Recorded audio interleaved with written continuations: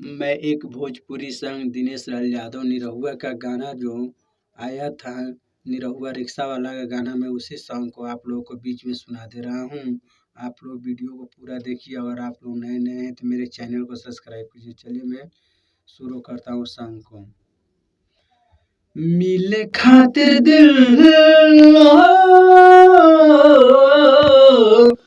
मिले खातिर दिल बेकरार काहे होला।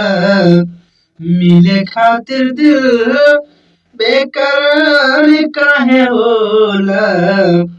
प्यारे में लोग बीमार काहे होला। प्यारे में लोग बीमार काहे होला। प्यारे में लोग बीमार काहे होला। प्यारे में लोग बीमार काहे होला। प्यार नहीं जानेला गोने बाकी करिया। जाके समा जाला दिल के भीतरिया।